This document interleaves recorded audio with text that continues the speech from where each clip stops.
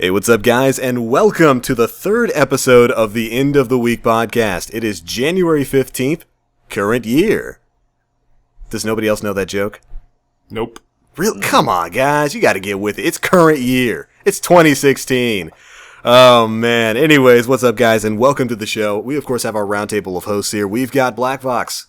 Hi, people. We've got Nate. Howdy, folks. Black Fox, you sound a little grinchy over there. You all right, dog? Guess who it is? Guess who it is? Probably It's somebody me. green. I'm green. But we have got a wonderful, well, subjectively wonderful show for you guys. You guys know the formula by now. This is episode 3. We did it. We made it 3 episodes in without quitting. A round of applause for everybody, because I had the urge. I felt it. I felt the, because we record this at night, Friday nights when I'm coming in from work, and it's like, we can record the podcast tomorrow. I don't need to do it tonight. It's fine. It's fine. Let's start recording like 45 minutes till midnight. I mean, it's gonna work. Well, you'll be fine. It's all right. But we did it. We're here. We're recording it, and we're not going to be grumpy about it. I feel good. I feel good with this. I'm grumpy as hell. My body is ready. This man is grumpy. He's upset. I'm grumpy. I don't like it. I'm upset about it. I think you should I'm change kidding. it. We're gonna have a quick podcast tonight, right? We're going to try. Hopefully. We say that every week. We sit down every single time and say to ourselves, like, we're not gonna dwell on any of these stories, right? And then It's just going to be a 45-minute show. An hour and a half later, we're sitting there going on and on about something dumb that Sony did, or something dumber that Nintendo did with its online service. I don't know. the thing is, this podcast is just too damn fun. It's fun. I enjoy it. I enjoy talking to you guys. I don't hate speaking to you. Aw, I don't hate speaking to you either, Thanks, buddy. man. Something else to celebrate. People you don't hate talking to. All right, but why don't we start things off with the games we've been playing. Nate, you and I think, are going to have a similar game for this section. Nodding, grinning ear to ear. Ear to ear. So why don't we start off with Black Fox? What have you been playing, Started buddy? last week, fam. Do it again. Jesus Christ. Alright. So, uncharacteristically, I have been playing Smash Brothers for Wii U. Really now? I don't know if any of you guys knew, but I played Brawl competitively for 6 years. And I just picked up Smash 4, didn't particularly like the game at first. Just thought it was an okay game. I kind of treated it as like a casual game, but as I played it more and more, the competitiveness in me started coming out bit by bit. Question. And yes, go ahead. Where's defense? Frame safe rolling, short punish windows. Basically, very hard to punish in this game. It's very, what's the word? It's not a defensive game, but then again it is, because rolling has really safe frames, and the low punish windows just make for a very dull, neutral game. I'm going to nerd out here, but anyway. Go for it, man. No. So we had a couple of buddies that were preparing for a dub set. Our mutual friend, Sean, and I, we have a friend named Sam.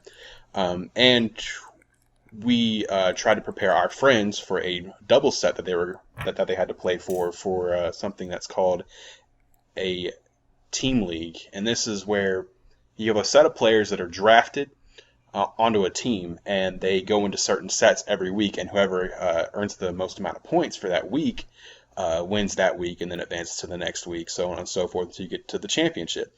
And we had a couple of buddies that were on our team that needed to prepare for a double set. So for the past week, I've been grinding my ass off trying to learn characters that I have no business or no idea playing, and I've actually gotten decent at playing them, just to help my two buddies perform well.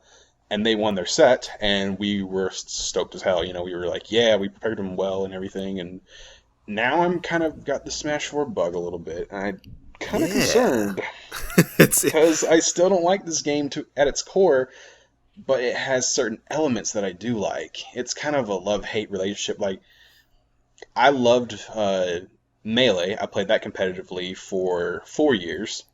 And then I played Brawl for 6 years. So I've been playing competitive Smash for almost half my life.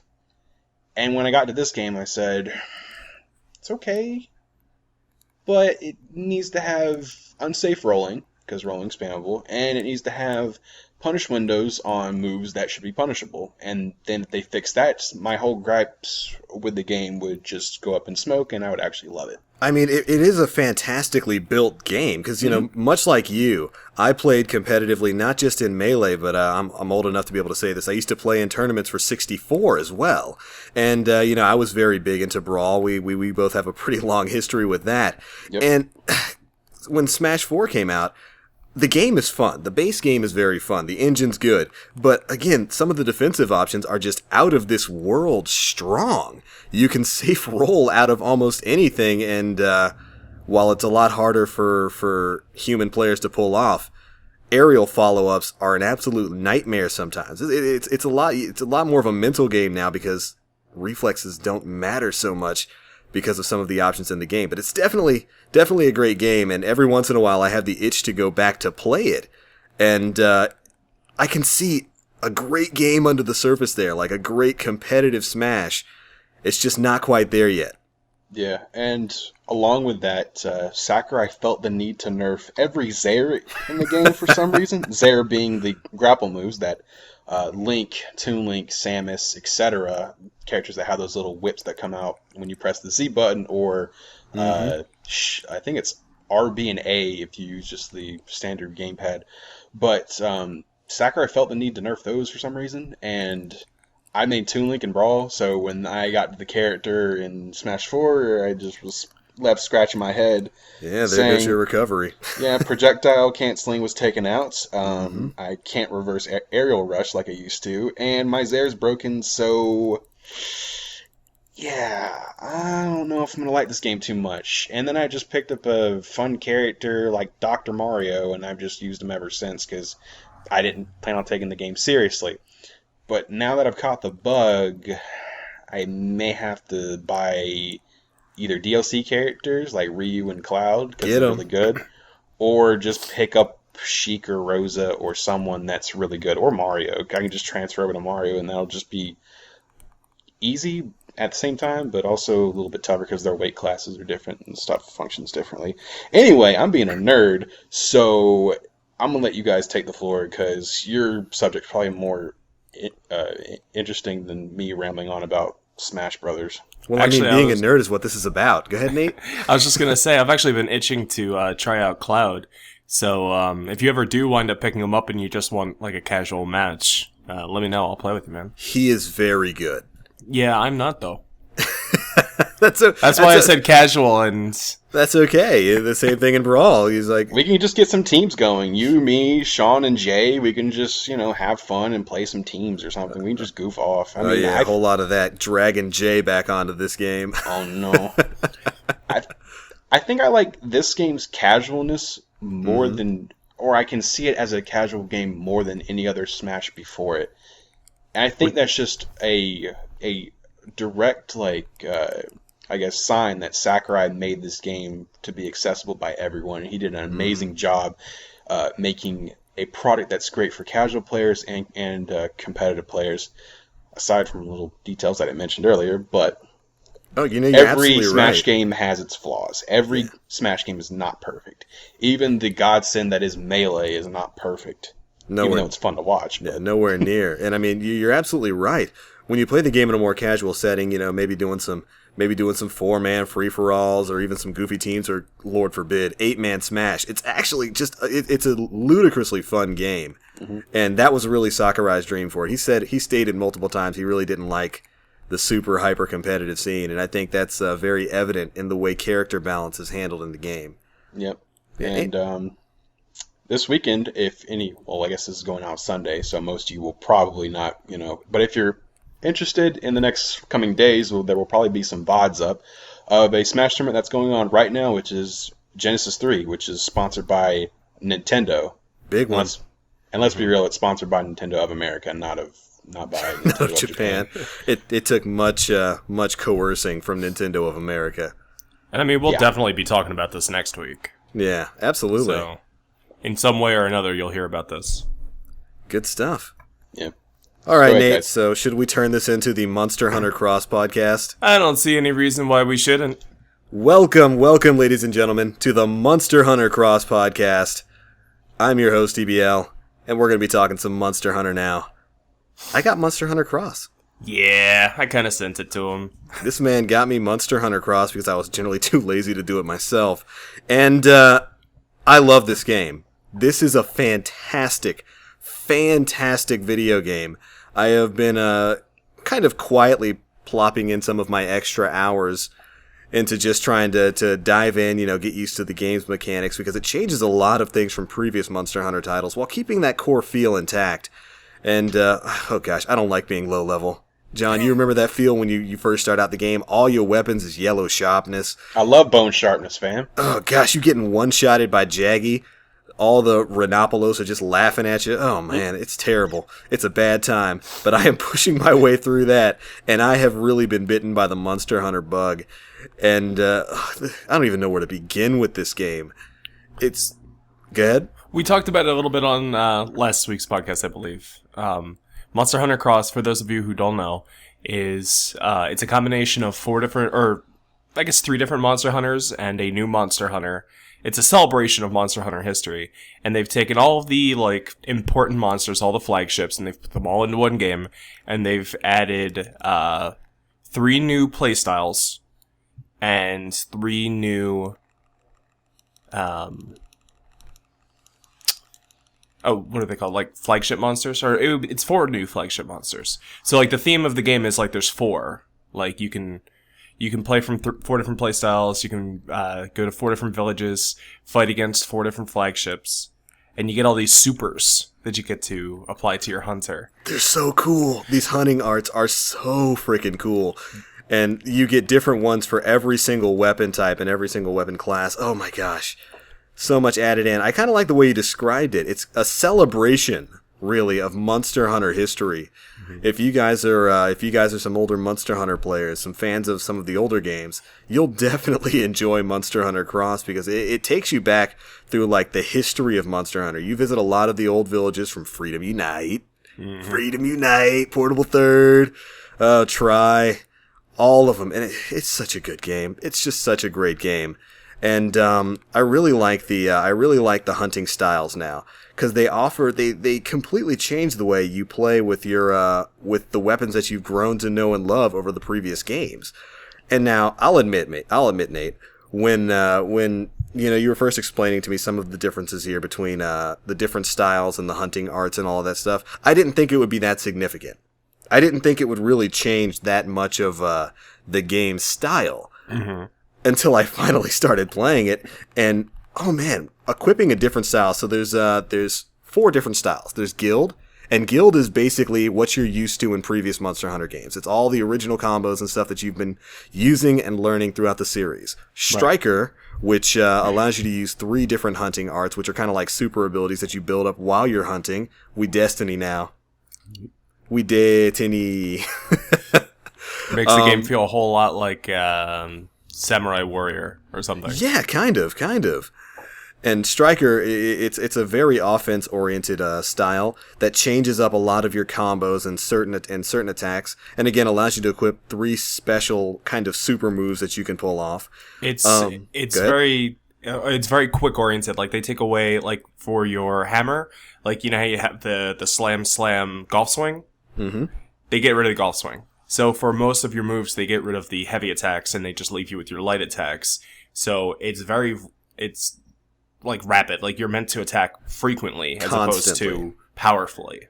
Yeah, that's actually something that caught me off guard when I switched over to Striker, because I wanted to try out the triple hunting art setup, and I couldn't do my roundabout slash from my strafe slash. I was sitting there trying to figure out what's going on here. Oh, they changed the combo. I have a different attack going on with this now. I figure you've actually got more experience with this than I do. You want to go ahead and take your stab at explaining some of the other arts like Aerial and Bushido? Okay, so we'll start with Aerial. Aerial is, instead of a dodge roll, you are given a forward hop. And if you come into contact with the monster at a specific angle while you're doing your forward hop, you'll be launched into the air. And that's when you can do your aerial attack, which builds up mount damage, which once you've filled up enough like of this invisible meter, the monster will topple over and you can grab onto it and mount it. And It's the rodeo system from Monster Hunter 4 Ultimate. exactly. But now you don't have to be an insect glaive or a lance. You can be anything. Yep. So, like, say you're a light bowgun, you will jump up, bounce off, fire like 3 shots down at it, and be propelled over the monster. And you can use this as a counter so that every single time the monster turns around, you're always behind it.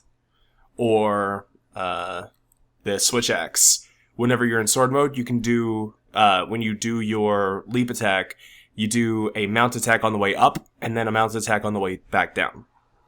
So it's really, really versatile, and all the different weapons have different mount attacks. And then there's Bushido, which, my personal favorite, although Ariel is great. Bushido is, if you dodge perfectly, or guard perfectly, into an attack, you will go into a dodge state. And once you exit that dodge, you will be given the opportunity to follow up with some form of attack. Usually, that attack is so powerful that it makes any other move that you have in your arsenal, like, useless in comparison. So, Sean, you've actually picked up Longsword, and I'm telling you, right now, you gotta try Bushido Longsword. It is so good. It's like what Bushido is made for. Mm-hmm. So, they've gotten rid of your traditional Fade Slash, in Bushido. So what happens is you dodge into attack, you go flying, you land, then you are sent running towards the monster. You do one basic attack, and then you begin your R combo. But instead of it being slash, you jam your sword into the monster, and then rip it out over your head in a big slash. And that's how you fill up your demon meter. It's so ludicrously cool. Yeah, and again, Bushido is pretty much considered to be the more expert of the hunting styles, because you do have to perfectly execute dodges to really build this up and make effective use of the class. So if you're that Monster Hunter player who is rushing in with maybe dual blades or really any offensive weapon, getting in the monster's face, unloading a ton of damage, and then perfectly spot dodging that thing like you in Smash, Bushido's definitely the style for you. And I was actually watching, to get myself acquainted with the game, I was watching a lot of Gaijin Hunter's videos, and he was showing off like the half moon slice you could do. Oh my gosh. Everything about the Bushido class is just utterly fantastic, and it's probably what I'm gonna go with once I'm a little bit more comfortable with the monster attack styles of the game, because this game's got a whole bunch of new monsters that I know nothing about, and since Bushido's very, very reliant on your ability to perfectly dodge attacks, I don't know if I want to jump into that until I'm ready. Or at the very least, you don't want to be doing it against Macau. Which is the new Jaggy in the game. They've added a new Jaggy that, he's a kangaroo! It's a kangaroo raptor, so it bounces on its tail and launches itself forward to swipe at you with its talons. And he's that guy. It's also adorable, so... Kind of. We still have the old school Monster Hunter douchebags. John will be happy to hear Rhinopolos is still a thing. And they still rush you at the worst moment when you're carving something. Rhinopolos, Conchu, Nabra, Vespoid, Ooh, Hornator. Conchu big. I swear they have made the Aptonoth so much more aggressive. And the Apsaros, like, I can just be farming in the desert somewhere, and an Apsaros will come over and try to kill me. And it doesn't understand that it's what's for dinner. It doesn't know. It doesn't quite get that it's on the menu. Oh, well, that's free dinner, man. So yeah, we're probably going to be talking a lot about Monster Hunter Cross in the future. Probably as Sean has some more time to, like, play with it, because you've only fought, like, some basic monsters so far, right? I've only scratched the surface. Currently, I've got Kokoto Village, Baruna, Pake, and Yakumo available to me, and I'm still like HR1. Right. I have been running around in this thing trying to build up armor sets and whatnot, and I've got so much ahead of me, and I love that feeling. I haven't felt that for a while in a video game, and nothing does it quite like Monster Hunter. So if you would like to see more of Monster Hunter, make sure that you follow Gaijin Hunter's MHX for the West to let Capcom know we really want this game, and also hope that they don't just Monster Hunter Cross Ultimate in 3 years. Yeah, seriously, man. We bring this over. Bring a localized version of this over sometime soon, because it's really a fantastic game. And I don't know why they wouldn't. The previous Monster Hunter games have sold, well, pretty darn good all across the globe, and the series is pretty much universally renowned for being great. I don't think Capcom really has any excuse not to bring it over here. I was hoping we'd get a release sort of like 3 Ultimate in March, but we haven't heard anything from them yet, so I'm guessing that's probably not going to be a thing. If anything, we probably won't be getting Cross until September or August, maybe. Probably, yeah, if we're lucky. Sad. Now, aesthetically, the game is just utterly gorgeous. It pushes the 3DS and the new 3DS to a whole new plateau. And this game, there's a lot of really subtle aesthetic changes that I'm really digging. Like I said, I'm using longswords now, right? Mm-hmm. When you get your full spirit meter, you get your nice little flash of energy around you, kind of like you're going Super Saiyan. But when your spirit meter is full, it gives you kind of like this after image effect on every swing of the sword. Right. It's really stylistic. It's kind of like the kind of slashes you'd see in, say, Samurai Champloo or any other really stylized anime, and it's just an awesome little visual effect, and there are tons of those all over this game. And beyond just being like really pretty, they also help you determine the width of your attack, or Yep.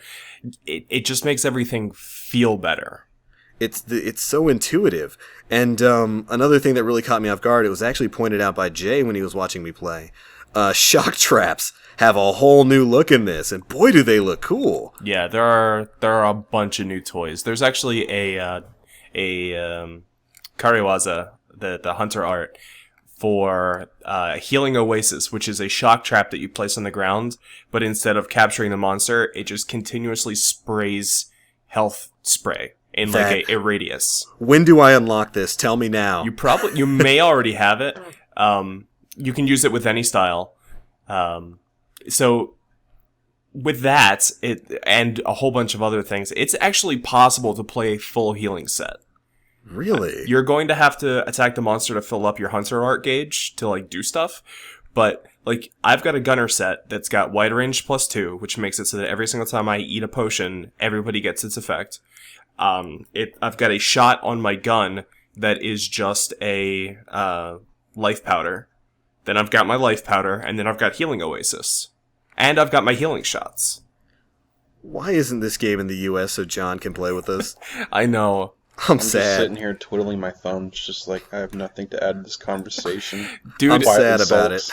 Dude, I'm not kidding when I say, like, if you fell into a bunch of money, I would go halvesies on a new 3DS for you and Monster Hunter. I'm not even kidding. I don't have the money to blow on a new Japanese 3DS and a copy. Yeah, you'd have to get a new 3DS and the game, which Nintendo and region locking. I don't know why it's still a thing. At least Sony's got the right idea with that. But there's a lot of other intuitive changes from our previous Monster Hunter games, like when you are collecting items or carving, you now only have to hold A rather than carving once, standing back up, having to initiate the carving animation again. If you hold A, you'll just sit there and continue carving until you get all of your stuff. And little intuitive things like that you would think would have been a part of the series earlier, just really make this a fantastic and super smooth experience. I love it. I'm loving Monster Hunter Cross. It is an amazing game, and I can't wait to dive into some of the end game. Although from what you've been telling me, there's no G rank in this one, right? There's no G rank, but there are ways to get a really good challenge in this game, equivalent to a G rank, and the rewards are just as good. We'll probably talk about this a little bit more after you've had a chance to fight one, but there are named variants in this, which are like subspecies, but they have hunter arts, basically. Wait, what? So, like, one of them is called the Violet Poison Princess Raytheon. Poison Princess? It's a massive Raytheon that is constantly spewing, and I mean, like, dripping poison from its tail. And it's got, like, this purple sheen because it's just got so much poison built up in its body. and it does these massive swipes with its tail. It can leave shards of its tail spikes in the ground, which just leave an AoE of poison on the map for a while. Question. Yes. I don't like this. But does it do Olympic flips? Several in every which way. This pleases me. This doesn't please me. I don't like that. That sounds hard. It does like a backflip that like lands into like a 360 swipe. Oh no. It's Yes. crazy. Yes, all my yes. Now, the way that this is completely different is that for each fight you get a ticket, and there are 10 levels worth of monsters to fight. So to complete the set, you will need 5 tickets for each level. So level 1 is 5 tickets, level 2 is 5 tickets, all the way through to 10. So you'll have to fight the monster at least 3 times to be able to get enough for each level to be able to get all the armor pieces and a weapon. That's another great thing about the game. They changed the way you get a lot of the gear and make some of the weapons and armor from these monsters. No longer do you have to farm, say, the Azura Rathalos 50 times just to get that stinking gem to make his set or to upgrade his weapon. Now instead you use kind of materials that you've built up over the course of the game to sort of arbitrarily level up your weapons. Nate, you might be able to expunge on that a little bit more. I'm still trying to wrap my head around the level up system for this. Okay, I'll make it quick because we've been talking about Monster Hunter for a while. So basically, I'll use an example of a weapon that I just built myself that I'm very proud of. Say you start with a bone weapon. At level 1, you can bump it up with some more bone materials, and that will unlock a level 2 of your bone weapon, but also another weapon entirely for upgrading into. So you're unlocking trees from a base weapon. So like at level 2, I unlock the level 2 bone weapon and maybe a Ludroth weapon.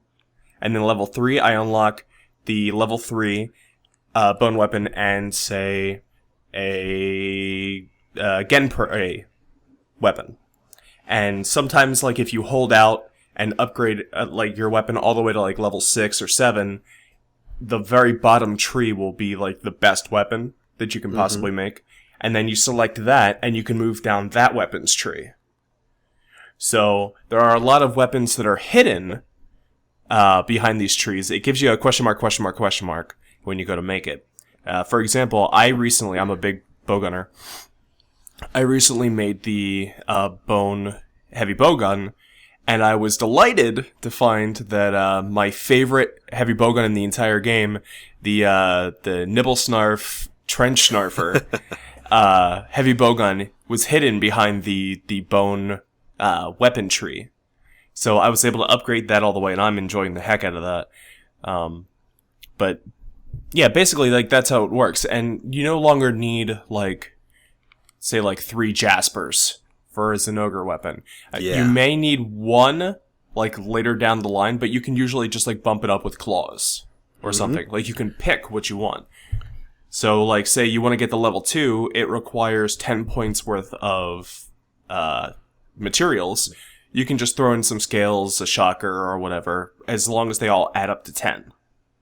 Which is great because it streamlines the leveling process and kind of cuts down on some of the extensive grinding that Monster Hunter is known for. Not to mention it cleans out your item box. Oh yeah, absolutely. Since you can just really choose what material specific to that monster or that weapon that you want to use to upgrade it with. Now, good idea. Definitely a good idea. There are some other games I'd like to talk about real quick, so maybe we'll continue our Monster Hunter talk next week. Was there anything else you wanted to talk about before we move on? I said I love this game, right? Yes. All right, that's pretty much the gist of it. It's kind of hard to hate a Monster Hunter game. Like, except for maybe Monster Hunter Online. I have a love-hate relationship with that for personal reasons. But okay. I made a resolution with myself that I was going to try to play a new game every single week. I don't have to complete it, but I just want something to be able to talk about on each week's podcast that isn't just, I played Monster Hunter. Yeah. So this week, I bought on the Wii U Freedom Planet. Freedom Planet, for those who don't know, is a... How do I put this? It's like a Genesis-style platformer that combines elements of Sonic the Hedgehog, Ristar, and Rocket Knight Adventures, which are like my 3 favorite games on the planet.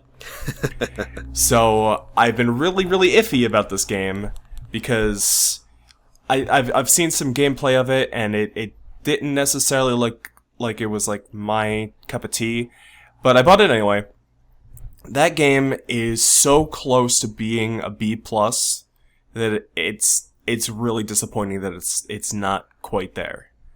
So the game combines all these gameplay elements from these games, but also incorporates level design from all 3 games, and it's just kind of a mishmash.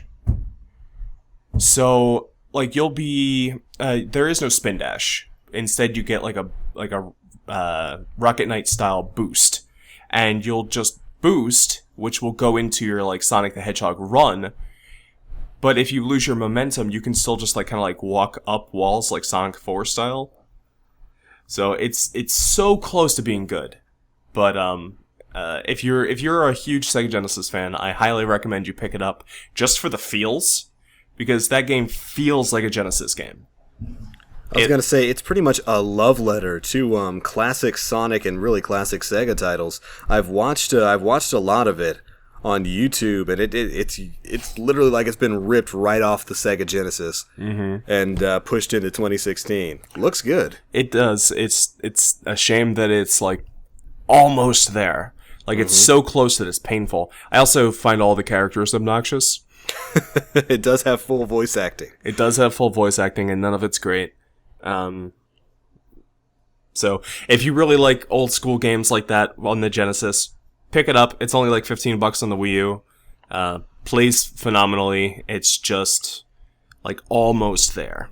It's also on PC for those of you wondering. Yes. It started on PC, and then they had the guy who did the remake of Sonic CD remake that game from the ground up for the Wii U, I think.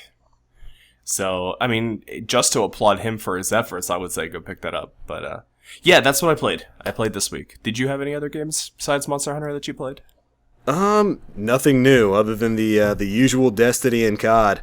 I've really been trying to just focus most of my extra free time into Monster Hunter Cross, and that's not a bad choice. It's a great game. Yes. Considering that Destiny is kind of dead to me. Not too much going on to that right now. I was just going to say thank you for being patient, John. Oh, no problem. I've just been sitting here twiddling my thumbs, just like...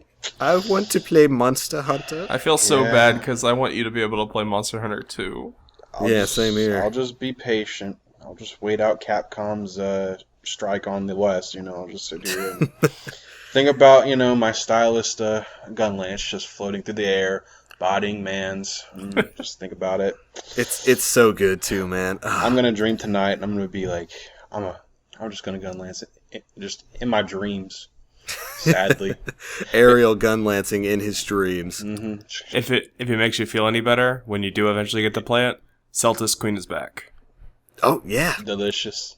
I'm gonna be count the Gurren Lagann armor. Yeah, so she instead still of counting sheep, I'm just gonna be counting shells. Gunlet shells. Yeah, like one shell. She still has Artillery God, so thank God. That was the reason to have that. She's still weak to ice, though. Please tell me she's not weak to ice. I couldn't tell you. I don't think any of that information's on the wiki. Is Desert Celtis back, or is it just no subspecies? They have subspecies, okay, yeah. So she's just weak to fire. No, the subspecies are pretty much probably going to be in the Ultimate or G version of the game. I don't want to be weak to fire, though. If I'm weak to fire, I'm about to get bodied by like half the monsters in the game. Not too much. Like it's Raytheon and Rathalos and Agnactor. Agnactors? Oh no. He's back. Yeah. He's back, baby.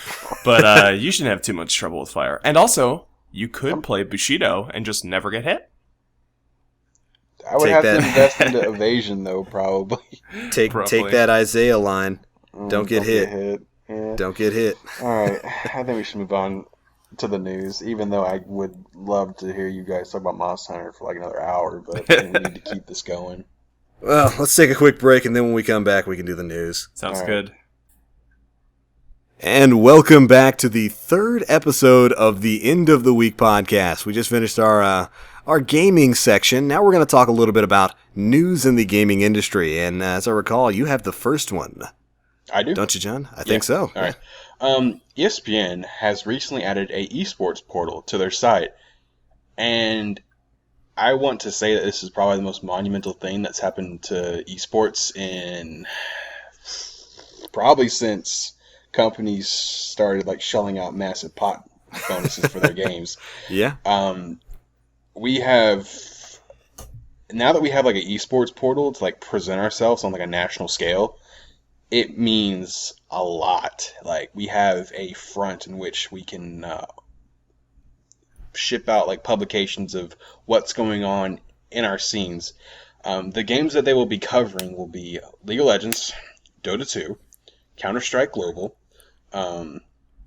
Smash Brothers. I don't know I think they're doing Melee and Smash 4, Halo, Hearthstone, I believe, and Street Fighter, probably when Street Fighter V gets off the ground. We're kind of in a dark period right now because Street Fighter 4 basically just concluded its tournament running with the conclusion of Capcom Cup.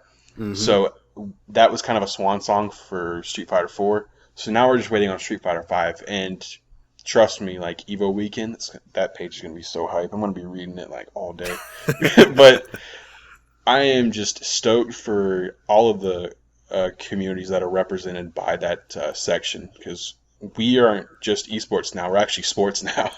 Yeah, it's not considered that little subsection of sports known as esports. It's legitimate now. It's being picked up by a major network, and it's going to be reported on by that network. It's a pretty big step for the industry as a whole. I like it.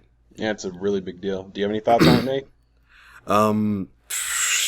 Other than I'm going to be looking forward to seeing my parents' faces whenever I visit, and they're like, "Hey, I saw the Smash Brothers on the ESPN. Is that you? Is that the Smash Brothers?" He was like, "Yeah, me. Me, big man, on Smash." I played Nate. everyone. Yeah, I It was play me all versus of them. me. I won. Yeah. I won that Big. tournament you saw on ESPN. All the little kids like dreaming. But like I said, it's definitely a great step forward that really kind of legitimizes the scene. It's the kind of appreciation the esports scene has been looking for years, and the fact that it's being picked up by ESPN feels good, man. Oh. I mean, they've been reporting on it kind of offhand for the past couple of years, but this is a bit more official, and I like it. We are now recognized. Also, I forgot to mention, I believe they are doing Smite 2. I don't want to exclude any of the people that play Smite. I think they're doing Smite. Don't quote me on that, but I believe that that's also kind of categorized with the Dotas and the leagues. But, I wouldn't doubt it. Yeah. Sounds feasible. But I'm excited. I think we all are to see a platform that we care about, which is competitive gaming, rise up the ranks and become recognized by one of the, I guess, the most known global source of sports news. It's just, I'm just so stoked. Okay. And Smash is in there. And Yeah. Smash is in there. It's Prague legit. actually wrote up a great, like, huge article basically summarizing our scene and just introducing Smash to, I guess, readers on ESPN, and Prague did an amazing job. So I might have to check that out. I didn't get a really chance to good. read it. He even, he referenced the game that never gets referenced anymore. Rip. Project M. No, not that. No, you don't want to reference that. No. Rip the Dream. Censored Yeah. Project M. They are censoring that. Yeah. They shut that project down. Nintendo body bagged it. They body bag. They JV 10 stocked Project M. Yep. Oof. Rest in peace. Anyway, I think we need to move on to the next bit of news. I think, Nate, you're the one that posted the story, right? Yeah. All right. So, in the upcoming Wii U title, Pokken Tournament, which is a Pokemon 3D fighter, a couple new Pokemon were announced, as well as the release date. So, Braixen, Garchomp, and Standard Mewtwo, as well as Chandelure, will all be in the game as playable characters. We had seen Shadow Mewtwo before this, as like a boss type, I guess. It looked like he was like a story campaign kind of fight. He's also going to be a playable character. He's also going to be a playable character. Okay. But now it's confirmed that you can play as just standard Mewtwo as well. So I don't know if that means he's also going to get his own moveset, but I would imagine that would be the case. It also looks like a few of the Pokemon are going to be able to Mega Evolve in battle. So that's amazing. And the game is going to be coming out on March 18th. Yeah, we saw, I think, Mega Blaziken, Mega Garchomp, and Mega Gengar, like the 3 we saw. There were probably some other ones, but I think those are the main 3 that we got a chance to see. Genesis has actually been running some trailers, and we saw like the newest one with the what was it, the Libre Pikachu? Pika Libre? Yeah, Pika Libre. Pika Libre was huge. Our Pika? Yeah. Oh, our Pika? Can that be the official name of Luchador Pikachu now? just call him our Pika? Nah, see, but then they would have to take her butt slap out. No. Oh, self-censorship. That's something we should have talked about. Probably, but nobody wants to hear about that. I want to hear about our Mika's butt slap being censored by Capcom. Sad. That's a little too political for this podcast. But yeah, you know, what do you guys think about the Mega Evolutions? Do you think it's just going to be kind of like a one-off super move that they do? Did we get to see any gameplay of it? I saw Gengar transforming. I didn't get to see gameplay, but I saw like he like transformed and then did like a couple moves. Same thing with Blaziken. So it may be kind of like an X Factor type thing from like Marvel. Marvel. We Marvel now. Wins Marvel.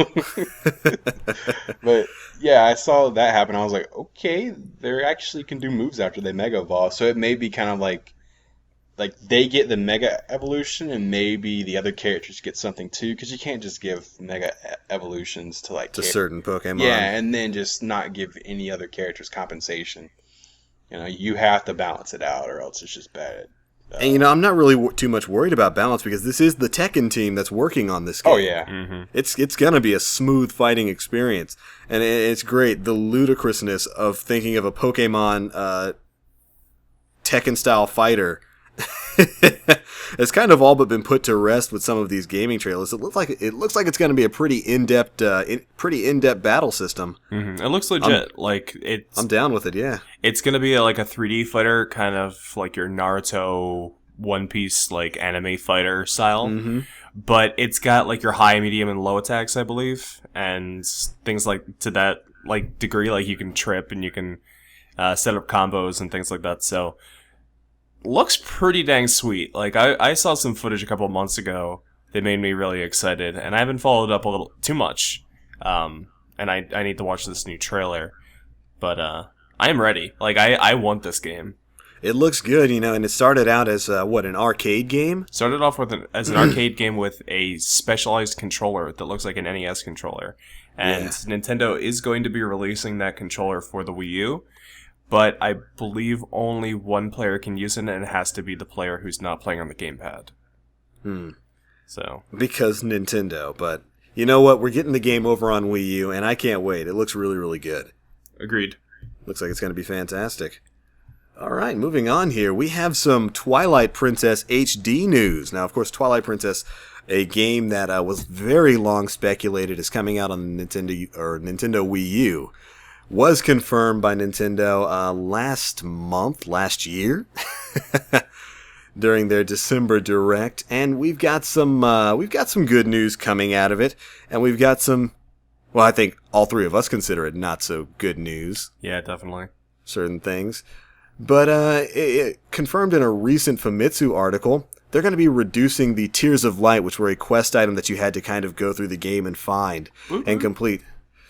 That was near the end of the game. That was like near the end of the middle of the game. Was it? No, the Tears of Light were at the beginning of the game where you had to go rescue the guardians that were in the forest. Oh, you know what? You're right. You're absolutely. I'm thinking. You had to go kill the bugs. Yeah, I'm getting it mixed up with Wind Waker. Yeah, which is a similar change they made to that for its HD Wii U re-release. Apologize for the Triforce pieces in Wind Waker. Look, kids. I'm sorry I made you search around the ocean for some Triforce pieces. where they cut that down, and they are reducing the tiers of light from 15 to 11. I want to say, is that what the article said? Which, yeah, you're absolutely right. That was when you were restoring the Guardians, and I think that was a part of the game that I forcibly pushed out of my memory. Yeah, because the whole deal with the Tears of Light is you collect them, and then once you have, it restores the light to the area, and you no longer have to be Wolf-Link. And I do mean you no longer have to be Wolf-Link. I don't mean, like, the Wolf-Link segment is over. I'm really glad that there's going to be less time spent as Wolf-Link, or rather, less time forced as Wolf-Link. Like, Wolf-Link is a fun addition to the game. I did not like being stuck as him. And you were stuck as him for quite some time. Yeah. Playing through that. Like, some of the bugs were really creative, and you had to do a lot of puzzle solving to get to them. Notably, Some of them the were big bug in Hylian, or Lake Hylia. Yeah, that bug was a damn boss fight. Yeah. Forget that. That was angry trash. Angry trash, but definitely cool. Like, Yeah, it was cool. to an extent. You're like, where's the last bug? You go to the middle, and you're just on this small raft. All of a sudden, this giant bug just like swoops in. You're like, I hope that's not the last one. Hey, yo, what's up? He's like, man, I'm about to beat your ass. You're like, What I do? I actually came here for your much smaller friend. Can I have that guy? yeah. He's like, no, you get me. But yeah, like, I'm very glad that they're going to be reducing that so that I get to spend more time as Human Link. But there was something else that came out through this news. Yeah, we got a little bit more information on the amiibo functionality that's going to be going along with Twilight Princess. Of course, you can use any of the Zelda-themed amiibo, which are Toon Link, Zelda, Normal Link, Ganondorf, and soon-to-be Wolf Link. But we got a little bit of information from the Famitsu article about Wolf Link in particular, and that he is going to be used to unlock a late-game dungeon that can apparently only be unlocked with that amiibo. Boo. Boo. Bad business practice. Thumbs down. Yeah. Thumbs down for that. It feels an awful lot like there's something we're missing, because this is so unlike Nintendo. There has to be. This is essentially for those who don't quite understand it. Amiibo you can utilize in games to unlock special content. Now, usually that content is not really that important. It's very often cosmetic. Yeah. But this is locking content behind an amiibo purchase. If you don't get the Wolf Link amiibo, say if you buy the game digitally, you don't get that Wolf Link amiibo. Mm-hmm. I do Apparently, hear that you're not going to get access. It ships with the game, and it's still $60. But if you buy it without the amiibo, it's $40. Really? If So you the want game the without standard, the amiibo is $40? Yeah, if you want the standard edition, it's $40. But if you want it with the amiibo, it's the standard $60 price tag that we're accustomed to with Wii U titles and all the other games that are in the current price range. Okay, so at the very least, the eShop version is cheaper than the physical version? It should be, yes. It should be $40, but you still need that amiibo, and demand is only going to go up because people want that content. I believe that amiibo is only packaged with Twilight Princess. It's only packaged with Twilight So, Princess. Yep. If you want a digital version, you're going to have to buy a $60 physical version to get that amiibo. And that's basically me. I buy like 90% of my games digitally now because I like the convenience of it. You know, I like being able to just have an external hard drive with all of my Wii U collection sitting on it rather than have to swap out discs all the time. So this punishes me. I can't experience this content, whatever this dungeon's going to be. I'm not going to be able to experience it, apparently, unless I get the Wolf Link amiibo. And now, like Nate said, I want to believe that there's something up here because this is just such an un-Nintendo move. This is like an EA sort of thing to do with a game and its content. It's not like Nintendo to lock content behind a paywall of an amiibo. And it almost makes me want to believe that there has to be some way to unlock this dungeon or whatever this is going to be in game. But if you have the Wolf Link amiibo, maybe it's unlocked immediately. And, you know, again, that might just be my giving Nintendo the benefit of the doubt here because, again, it really just doesn't sound like them. I mean, first of all, like, we don't usually get with these kind of games. Like, we've had a couple of Zelda HD games. We haven't gotten an extra dungeon in any of them yet. Mm-hmm. There have been some slight bonus content things in there mixed in, But we've never gotten, like, even with Wind Waker HD, like, people wanted those extra 2 dungeons that were cut out of the game because they ran out of time. And I mean, Aonuma said, like, we've already put those in later Zelda games, so it wouldn't make much sense for us to put them in this one. But that would have had to have been the case with this game as well, which means that they came up with brand new content for Twilight Princess HD. Yeah. Now, I'm sorry, go ahead. No, I was just going to say, which is, exactly the kind of thing we dream about seeing whenever we get an HD re-release of an old title. New content! Well, actually, now that we've been talking about this, I've got a theory about this. The game is being ported by an external company. So they've contracted an external company to boost the visuals and whatnot. Which would mean I don't think Nintendo really has their hands on this at all. So if there is an additional dungeon, it's being developed by this external developer, whose name I do not know, unfortunately. Which means it's probably not going to be as substantial as, say, a full-fledged dungeon. I can see them adding, like, a treasure dungeon, where you can get, say, the necessary rupees to buy the magic armor. Could be. I can see something like that. There is an increased rupee limit built into the game. Right. That's another one of the changes that's coming with the HD version. So it could be a lot of things. We could be, jumping the gun, making mountains out of molehills. It could be something completely innocuous. The people that are actually porting it are Tantalus Media, who were the minds behind Zombie. I forget what it's. Where Zombie U? No, yeah, Zombie U, might be. And they also have done Dawn of the Dragon on DS, which is Spyro, which I don't know anything about, but they do have some experience working with Nintendo in the past, so it'll be interesting to see how this dev goes from making, Zombie to porting Twilight Princess HD. Yeah, and I mean... like I was saying, it's going to be interesting. Again, we don't have any official news yet about what exactly this dungeon, if there actually is one, is going to entail and what the unlock parameters for it are going to be. But that's just the information we've got right now, and I've got to say, I'm never a fan of paywalls for content like that, especially in this sort of form where you can only access it if you've got the limited edition amiibo. And amiibos, they're already at a fever pitch in terms of the rarity of those things. They fly off of store shelves. Mm. And this is just a very un-Nintendo move if it does wind up being true. Yeah, it's a bit disappointing. Definitely. Reminds me a bit of what happened with Splatoon. They hid some like challenge modes behind an amiibo unlock. Really? Did they? Which it's all the story mode missions, but they're remixed, and like apparently it's got like a leaderboard all to its own or something.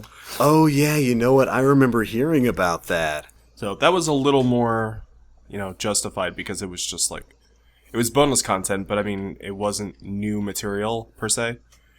But I don't know. All I can say is I just really hope that we don't get a lot of this kind of thing. I mean, I certainly hope so too. I mean, cause I'm excited about Twilight Princess HD. I love Twilight Princess. I actually can't wait to go through that again. It's been a while since the last time I played it. And while this is an extra dungeon, it's not anything that's going to be integral to the game. I definitely don't like the idea of content being locked off for some players who just happen to say buy the digital version rather than the physical. Or even people who just don't want amiibo. Like, does anybody here collect amiibo? I've got 2 of them. A grand total of 2. Mario and Link. I'd like to get the rest, but I've got 0. I have 1. I have a Samus one, and I regret buying it. I have yet to use it.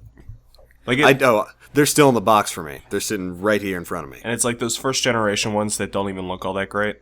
Mm-hmm. I wish there was a way where you could scan it and it stay in the box. I guess you could.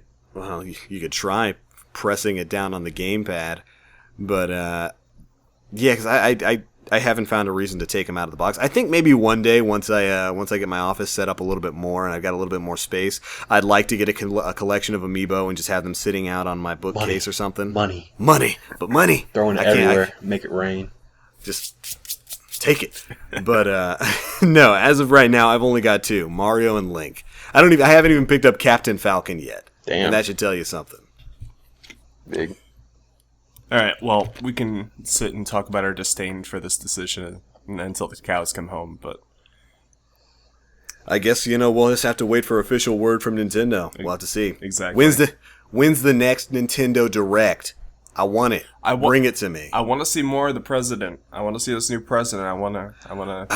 I'm interested in seeing what his business plan and what his thoughts are for the company moving forward. Nintendo's in a unique position right now. We've, of course, reportedly got a brand new console coming out maybe even this year. And with it, the prospect of a bunch of new and old games alike being brought into the fold. And I'm really interested in hearing where they're going to go this year, what Nintendo's going to be bringing us. Mm-hmm. It's going to be a good year. I think so. All right. I think the only other news story was that Star Fox Zero might have gotten delayed. Whatever. Nah.